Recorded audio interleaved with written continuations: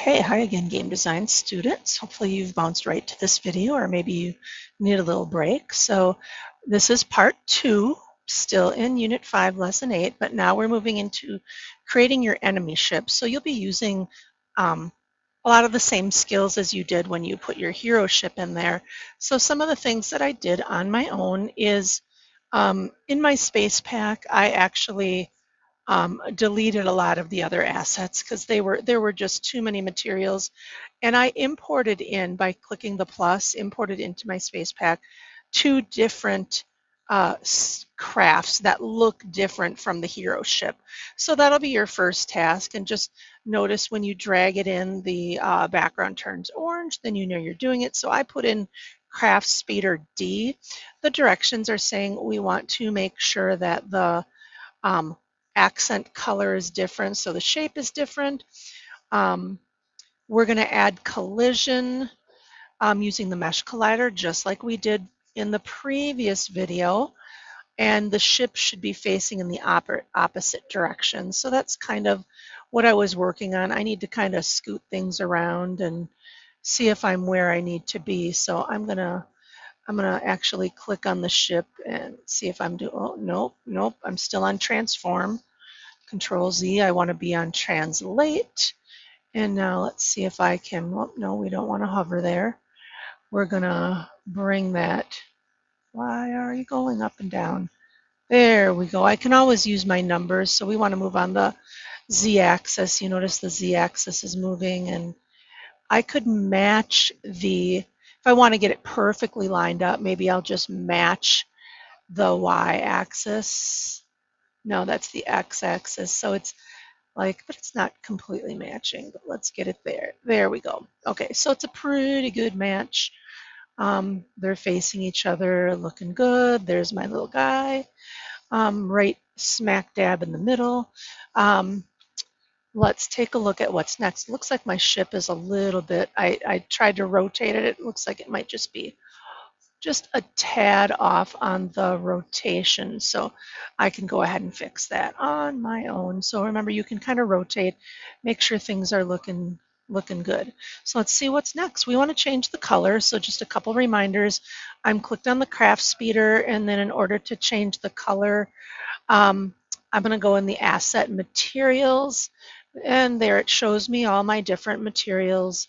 So if I click on that metal red, which is really kind of orange, it's the diffuse, so now I can decide what color I want that to be. Maybe I'll make it kind of an angry red color and leave it at that. I could make some of the other accents a darker color just to make it dark. I think I'll do that, but you don't need to watch me do that. Just make sure your enemy ship is a different color. And then if I exit out of the material, let's exit out of this section, and now we do need to add collision, or later on we're going to have some trouble. So let's just check. Ship facing the opposite direction. Add a collision component using the mesh collider. So this mirrors the same steps we did for the other one, but now I'm clicked on craft speeder, add component, physics, and collision. And then if I scroll, let's see, where is that going? There's my collision. I need to change it to mesh.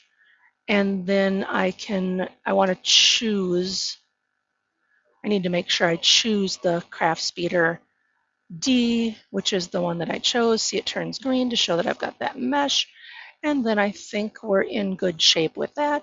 The next step is creating our enemy. So we're actually using the exact same character, and we want to mirror our character orientation so we can make them facing each other. We want to give it maybe a different skin for our enemy character.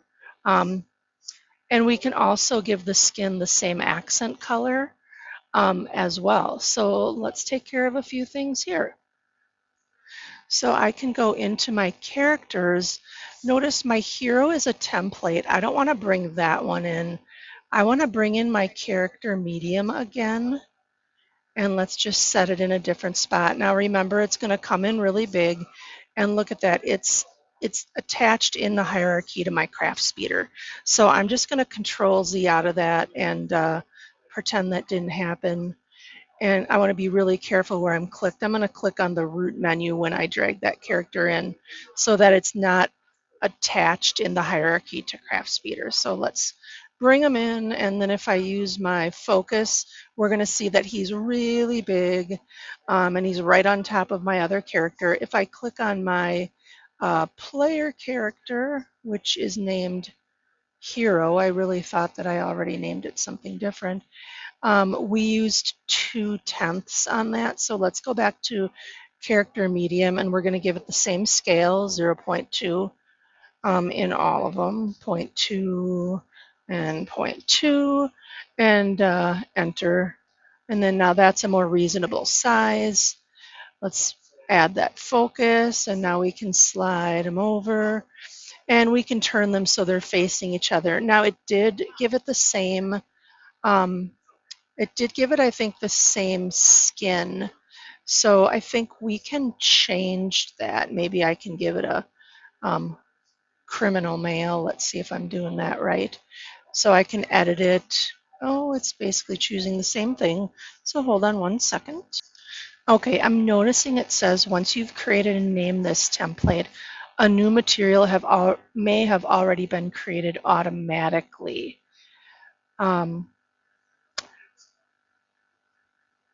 So we're going to need to do a little work to make sure we get a different material. So hold that thought. So I did do like the directions set, and I made a copy of the original skin that I had used for my original one. And then down over here in diffuse, let's see, I want to make sure, let's see, I can edit this out, and I could choose, let's see, maybe we'll choose the criminal male, and we can add like an accent color of red, and then it saves automatically. So hopefully that will do the trick for this character, although it looks like it's still the same. So hold on a second. We've got diffuse, we've got that. Let's see. Oh, there's our skin copy. Okay, notice he's still in the T position. I'm just going to launch and see if we can see a different look. Yeah, they're pretty small, so it's kind of hard to tell what they're looking like. So I'm going to go ahead and I'm going to rename that character medium like the directions say to enemy character. So it's a bit easier for me to track who is who. So I'm going to do that right up here. I'm going to use a capital E and a capital C. You'll find out that naming conventions are extremely important. And it looks like it's still giving me the same skin. So let's take a look and go into the asset materials. Yeah, it looks like I've still got that original skin there. So let's edit that out with my copy. Oh boy, now they are both looking evil. So I need to, it might be because I made it a template. So I've got to play around so that they're both not looking evil. So I'm going to Control Z out of there, and I'll pause and fix that. Okay, I quickly realized what my mistake is so that you don't make the same thing as well. Because I dragged in this same character medium, it basically, it's going to mimic everything. So I actually need to import character medium again. So I'm going to do that. So just so you can see my process, I'm going to go ahead and I'm going to delete that enemy character right off the bat, and we'll do it right. So we're going to, within our characters, we're going to go ahead and import. We're going to just upload the character medium, and I just need to go into my desktop. Okay, I don't know why I have two different characters, but this should be just fine because we're going to rename it as a template. So it's going to come in as a character medium and a second one. Now I already have a skin copy just in case. Now this would be, I think, my new character medium. So, ooh, nope. So we're going to get that guy in there. All right, so I actually made a copy of character medium, and I think this is called character medium 2 probably, so we can tell the difference between them. So now let's drag that in there, and we'll kind of go through that same process of changing the size. I won't make you watch that. Now I've got him there, and I'm actually going to do the same thing that I did to my player character by adding that animation model legacy, and we're going to um, make sure that we have the root idle so that he's in a relaxed position as well. So let's go on back to my character medium, and we're going to add component animation legacy. That's on. And then we'll go ahead and add assets. Now we're going to do that root idle, add. All right, perfect. That looks good. Click done. And now all that's left to do is turn them so they're facing each other. So I used my rotate and translate. So now we can kind of launch and see what our scene is looking like with both of our characters added in there. There's a little, they're obviously a little shadowed, but they're clearly facing each other and ready for battle. Now we do want to make sure that we name our template enemy character, and we're also going to, let's see, we've already chosen the skin, so I think we're good with that. But let's go in and just make sure that on our character medium, we're going to go ahead and name it enemy character, enter, and then now that we've done everything we need to do for it, now we're going to do template, new template. Now keep in mind, you can always, let's see, why is this not, let's see if I can rename this too. We'll worry about that later. Okay, you can always right click template and apply to template. So if you make other changes, you can always apply that to the template. All right, let's see where we're at. Let's see, all right. Set up particle systems for the enemy ship. So we will need to kind of do a duplicate of our previous, but we're going to be reversing that the particles are going in the other direction. I'm not going to show all my work on that. We're going to let you putz around and get your particle system on your enemy ship. Although you certainly should be able to duplicate your particle systems, because remember we messed with all these different qualities, and you can change your particle system and adapt it for your enemy. So I duplicated one of them. Now I just need to kind of move it where I want it to go. I'll edit the parameters for one of them, and then I will duplicate it so we have two thrusters coming out of the enemy. So I duplicated and moved the particle system, but the particles are going in the wrong direction. So now I'm going to have to go and adjust and figure out which adjustments to make those particles go in the other direction. So I'm going to putz around with it. You can putz around too. Right now the particles are killing both of these people, so we don't want that to happen. Okay, I feel pretty happy about that particle system. Just a little hot tip, I used the rotate function to get it to go the other way. Did you figure it out before me? Maybe you did. I'm going to launch and just see what it looks like. Always a good idea to launch and check your work. Not too bad, it's kind of going off in the I did putz with another setting. I'm just going to take it back. I changed the positives to negative and so on. So I didn't. That didn't seem to turn out the way I wanted to do.